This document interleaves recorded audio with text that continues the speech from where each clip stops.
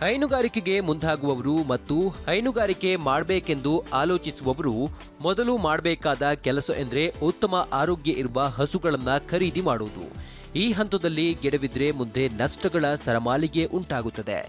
ಹಸುಗಳ ಆರೋಗ್ಯ ಉತ್ತಮವಾಗಿದೆಯೇ ಇಲ್ಲವೇ ಎಂಬುದನ್ನು ತಿಳಿಯುವುದು ಹೇಗೆ? ನುರಿತ ಹೈನುಗಾರಿಕೆಗೆ ಮೇಲ್ನೋಟದ ಕೆಲವು ಲಕ್ಷಣಗಳಿಂದಲೇ ಹಸು ಆರೋಗ್ಯವಾಗಿದೆಯೇ ಅಥವಾ ಇಲ್ಲವೇ ಎಂಬುದನ್ನು ತಿಳಿಯುತ್ತದೆ. ಆದರೆ ಎಲ್ಲರಿಗೂ ಅಂತ ಪರಿಣತಿ ಇರುವುದಿಲ್ಲ.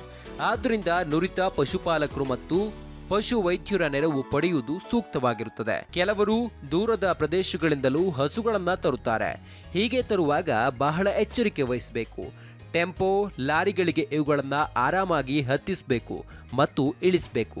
ಹೀಗೆ ಮಾಡದಿದ್ರೆ ಅವುಗಳ ಕಾಲುಗಳಿಗೆ ತೊಂದರೆ ಉಂಟಾಗಬಹುದು.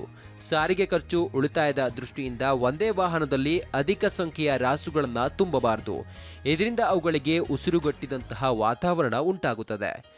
ಅವುಗಳು ಆರಾಮಾಗಿ ನಿಲ್ಲಲು ಸ್ಥಳಾವಕಾಶ ಇರಬೇಕು. ದೀರ್ಘ ಪಯಣವಿದ್ದಾಗ ವಾಹನದಲ್ಲಿ ಸೂಕ್ತ ಪ್ರಮಾಣದ ಮೇವು ಮತ್ತು ನೀರಿನ ಸಂಗ್ರಹಣೆ ಇರಬೇಕು. ದಾರಿಯಲ್ಲಿ ಸಿಗುವ ಹೊಂಡಗಳಲ್ಲಿ ಇರುವ ನೀರನ್ನ ಕುಡಿಸಬಾರದು. ಏಕೆಂದರೆ ಆ ನೀರು ಕಲುಷಿತವಾಗಿರುವ ಸಾಧ್ಯತೆ ಇರುತ್ತದೆ.